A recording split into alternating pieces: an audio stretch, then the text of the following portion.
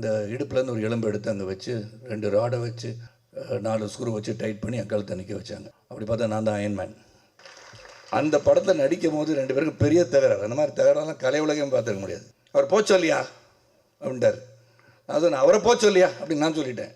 சூரியவம்சம் 2 பண்ணலான்னு பேசிகிட்டு இருந்தோம். அது சூரியவம்சம் 2ஆக இருக்கட்டும், 3ஆக இருக்கட்டும், 4ஆக இருக்கட்டும், எனக்கு 150 வயசு ஆன பிறகு கூட நடிப்பேன். ஏன்னா பத்திரிக்கையாளர் ரெடியாக ஆகிட்டோம். நாளைக்கு 150 வயசு வாழ்வேன் என்று சரத்குமார் சொன்னார். எப்படி முடியும் அப்படின்னு சொல்கிறாங்க.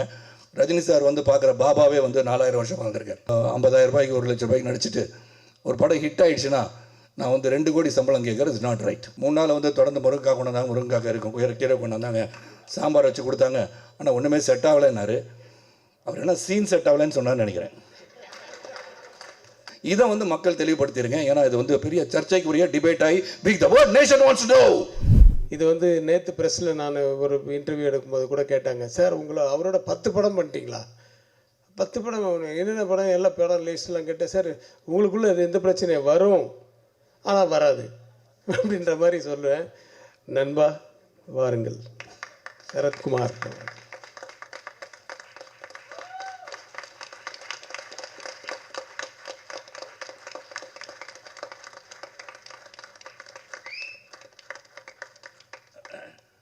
ரவிக்குமார் வந்து என் வாழ்க்கையின் ஒரு தருணத்தில் என்னை வந்து அவர் வந்து அதாவது அவர் முதல் படம் 1990ஆம் ஆண்டு புரியாத புதிர் வந்து அவர் இயக்குறார்.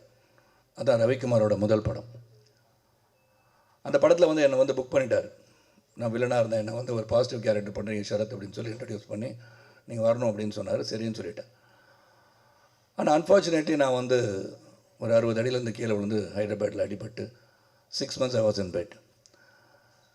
கழுத்தை வெட்டினா கழுத்தை வெட்டியில் யாரும் சர்ஜரி வந்து கழுத்தை ஓப்பன் பண்ணி C4 C5 டாக்டர்ஸ் இருந்தால் தெரியும். C4 C5 வந்து ஸ்பைனல் கார்டு இன்ஜுரி. அந்த இடுப்புலேருந்து ஒரு எலும்பு எடுத்து அங்கே வச்சு 2 ராடை வச்சு 4 ஸ்க்ரூ வச்சு டைட் பண்ணி என் கழுத்தை நிற்க வச்சாங்க. அப்படி பார்த்தா நான் தான் அயன்மேன். அதன் பிறகு 6 மாதம் வந்து இருந்த பெட்டில் தான் இருந்தேன். அதுக்கப்புறம் வந்தேன். வீட்டுக்கு வந்தவுடனே அது வந்து சொல்ல வேண்டியது ஒன்று. ஏன்னா எதுவுமே நிலையானது அல்ல என்பதை புரிந்து கொள்வதற்காக இந்த கலைகளும் மட்டுமல்ல வாழ்க்கையும் அப்படித்தான். ஆனால் we have to accept the challenges and go forwardன்னு சொல்லுவோம். என்னால் பேச முடியாது. அப்போ I lost my voice. Right vocal cord was paralyzed after the surgery. அப்போ எல்லாருமே வந்து கிட்டத்தட்ட 11 படம் ஒரு பிஸியான ஒரு வில்லன். இங்கே வந்து காலையில் ஒர்க் பண்ணோம், ஈவினிங் போயிட்டு ஹைதராபாத்தில் இருப்பேன், திரும்பி காலையில் இங்கே வருவேன், தொடர்ந்து வேலை செஞ்சுட்டு இருந்தேன். அப்போ கிட்டத்தட்ட ஒரு 11 பேர்கிட்ட அட்வான்ஸ் முன்பணம் என்னிடம் இருந்தது. அதில் ரவிக்குமார் வந்து வந்தார் என்னை பார்க்க. அப்போ வந்து பேச முடியாதனால எழுதி தங்களுடைய முன்பணத்தை திரும்ப பெற வந்திருக்கிறீங்களான்னு கேட்குறேன். இல்லை நீங்கள் நடிக்கிறீங்கன்னார். நான் அப்போ வந்து ரொம்ப வெயிட்லாம் ரொம்ப 20 கிலோ குறைஞ்சி அவர் எதிர்பார்த்த சரத்குமார் அந்த படத்துக்கு கிடைக்க மாட்டான்றது அவருக்கு தெரியும். சௌத்ரி சாரே சொல்லியிருப்பார், ஏன் புது படம் எடுக்கிற அவர் வச்சு ஏன் எடுக்கிறேன்னு சொல்லியிருப்பார். அதனால் என் குருநாதர் தான் வரும். ஆனால் அவர் சொல்லியிருப்பார், ஏன்னா வெயிட் பண்ண வேண்டாமே, ஒரு நடிகனுக்காக எதுக்காக காத்துட்ருக்கீங்க, அது ஒரு பாசிட்டிவ் கேரக்டர், ஒரு இன்ஸ்பெக்டர் கேரக்டர் தானே அப்படின்னு சொல்லியிருக்கலாம். ஆனால் அன்று அந்த ரவிக்குமார் அவர்கள், இன்னும் சொல்கிறேன், it's very nostalgic emotional to me, நீங்கள் தான் நடிக்கிறீங்கன்னார். அது 6 மாதம் ஆகட்டும், 1 வருடம் ஆகட்டும், என்னுடைய முதல் படத்தில் உங்களை புக் பண்ணிட்டேன், நீங்கள் தான் நடிக்கிறீங்கன்னு சொன்னதுக்கு என்னுடைய அந்த படத்தில் நடிக்கும் போது 2 பேருக்கும் பெரிய தகராறு. அந்த மாதிரி தகராறுலாம் கலை உலகம் பார்த்துக்க முடியாது. அதான் சண்டை போட்டுக்கும் இருக்கும், வரும், வராதுன்றது தான். நான் வந்து இதை சொல்லணும். ஏன்னா இதெல்லாம் சில விஷயங்கள் வந்து எப்படி வந்து இருவர்கள் உறவோடு இன்றும் பயணித்து கொண்டிருக்கிறோம்னு சொன்னால், இந்த கொடுக்கல் வாங்கல், compromising with each other, give and take policies. ஏன்னா 1000 பிரச்சனைகள் வரும். பிரச்சனை வராமல் இருக்க முடியாது. சில கணவன் மணி பார்த்தீங்கன்னா, நாங்கள் 50 வருஷமாக எந்த ஒரு பிரச்சனை நிம்மதியாக வாழ்ந்துட்டுருக்கோம்னு சொல்லுவாங்க. அதில் யாரோ ஒருத்தர் போய் சொல்கிறாங்க அர்த்தம். சண்டையே போட்டதில்லைன்னு சொல்லுவாங்க. அது எப்படி சண்டை போட முடியும்? சண்டை போட்டுட்டு தான் வர முடியும். நான் 11 மணிக்கு வீட்டுக்கு வரேன்னு சொல்லிட்டு வந்தால் நீங்கள் போக முடியாது. அதுக்கு ஒரு பிரச்சனை நடக்கும், பஞ்சாயத்து நடக்கும், முக்கியமாக ஒருத்தர் வரான்னு சொன்னீங்க, வரமாட்டீங்களா நீங்கன்னு கேட்பாங்க. அதுக்கு எனக்கு பஞ்சாயத்து பண்ணுறதுக்கு ஒருத்தர் இருக்கார், நாட்டாமல் என்னுடைய ரவிக்குமார் தான். ஸோ எனக்கு வந்து இப்படி வந்து நான் புரியாத புதிருக்கு வந்தேன். 6 மணிக்கு கால் ஷீட் போட்டிருந்தார். 6 to 2 நைட்டில் நான் வரும்போது இன்னும் காலதாமதமாக வரல. காலையில் 1 மணிக்கு வந்தேன். அவர் போச்சு இல்லையா அப்படின்ட்டார்.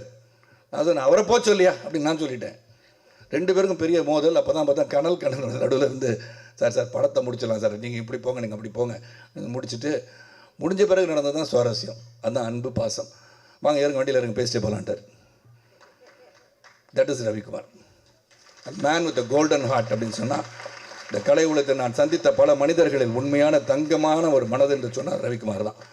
ஏன்னா இங்கே வந்து மிஷ்கின் பேசும்போது ரொம்ப இறுக்கமாக எல்லாம் இருந்த மாதிரி இருந்தீங்க. ஆனால் இது சந்தோஷமான ஒரு நிகழ்வு, சந்தோஷமான ஒரு விழா, குடும்ப விழானா இதுதான் குடும்ப விழா. ஏன்னா கனிஷ்கா வந்து ஒவ்வொருத்தரையும் அவர் வந்து பேரை சொல்லும் போது இங்கே கைத்தட்டல் வருது இல்லையா, அது இங்கே மட்டும் அந்த 20 பேர் இந்த கைத்தட்டிடாதீங்க. திரையரங்கு போங்க, take your friends along with you. Movie should be seen இந்த தியேட்டர்ன்றதை உறுதிப்படுத்துவதற்கு உங்களால் தான் முடியும், ரசிகர்கள் தான் முடியும். That is more important. அதான் சிவா சார் பேசும்போது அதான் சொல்கிறாங்க, தியேட்டருக்கு போகணும். ஏன்னா அந்த உழைப்புன்றது மிக மிக பெருசு. ஏன்னா இங்கே வந்து கலைஞர்கள் வந்து நடிகர்கள் வந்து சொன்ன படத்தை பணத்தை வாங்கிட்டு போயிடலாம். ஆனால் whether the profit is being made by the producer is very very important. Distributors பணம் பண்ணுறாங்களா, தயாரிப்பாளர் பணம் பண்ணுறாங்களா, இதெல்லாம் பார்க்கணும். That is also your responsibility. அந்த ரெஸ்பான்சிபிலிட்டி நிச்சயமாக இந்த குடும்பத்தில் வந்து அவருக்கு நிச்சயமாக இருக்கும். சூரியவம்சம் 2 பண்ணலான்னு பேசிகிட்டு இருந்தோம். அதனால் அது இன்னும் அது சரியாக வந்து அமையலை. அது சூரியவம்சம் 2ஆக இருக்கட்டும், 3ஆக இருக்கட்டும், 4ஆக இருக்கட்டும். எனக்கு 150 வயசு ஆன பிறகு கூட நடிப்பேன். ஏன்னா பத்திரிக்கையாளர் ரெடியாக ஆகிட்டான். சரத்குமார் மென்டல் ஆகிட்டார், 150 வயசு வரைக்கும் வாழ்வான்னு போடுவாங்க நாளைக்கு. அது சந்தோஷம் எனக்கு. ஏன்னா ஒருத்தர் 150 வயசு வாழ்வேன்னு சொன்னால் சந்தோஷப்படத்தை விட்டு வாழ்வாராம் அப்படின்னு கிண்டல் பண்ணுறது அதிகமாக இருக்காங்க இப்போ. So that becomes news. எது நியூஸை கொடுக்கணும் அது முதல்ல கொடுத்துடணும். அவங்க சந்தோஷப்படுவாங்க. நீதி நாளைக்கு 150 வயசு வாழ்வேன் சரத்குமார் சொன்னார், எப்படி முடியும் அப்படின்னு சொல்கிறாங்க. ரஜினி சார் வந்து பார்க்குற பாபாவே வந்து 4000 வருஷம் வாழ்ந்திருக்கார்.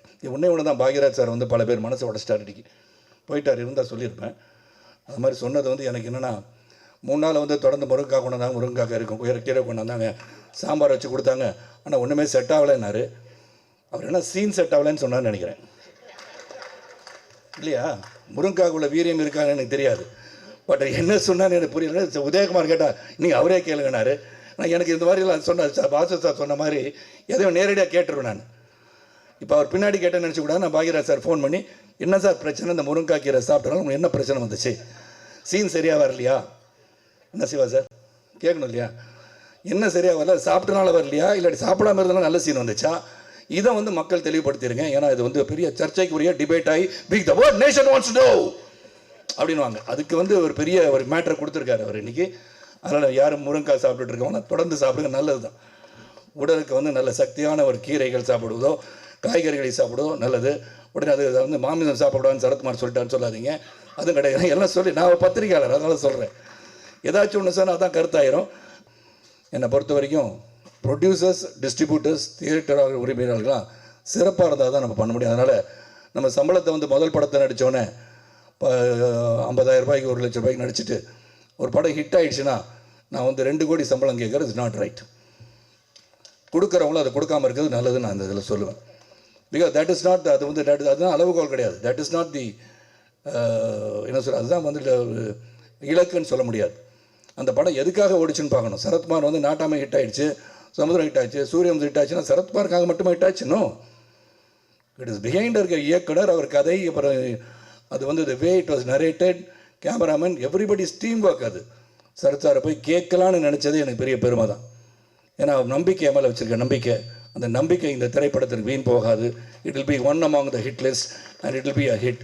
நல்லபடியாக திரைப்படத்தில் வந்து நேரடியாக போய் சென்று நீங்கள் பார்க்க வேண்டும் கேட்டுக்கொண்டு, அடிக்கடி ரவிக்குமாருக்கும் எனக்கும் சண்டை வரதை பற்றி டிபேட் நடக்கும். அதுக்கு ரவிக்குமார் அவர் தயாராக இருக்குமாறு கேட்டுக்கொண்டு, என்னை வந்து வாழ்த்தி பேசிய அனைவருக்கும், என்னை பற்றி வாசு சார் சொன்னாங்க, சிவா சொன்னாங்க, ஜெயம் ரவி சொன்னாங்க, சொன்ன அனைவருக்கும் என் நன்றியை சொல்லி, அனைவருக்கும் பிறருக்கு உதவியாக இருந்து உபத்திரவம் இல்லாமல் உதவியாக இருப்பது தான் மனித வாழ்க்கை.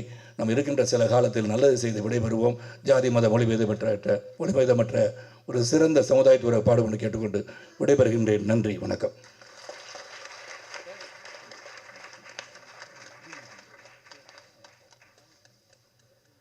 நன்றி. 150 வருஷம் வாழப்போகிற சரத்குமார் சாரோட நானும் கடைசி வரைக்கும் நின்று போராடணும்.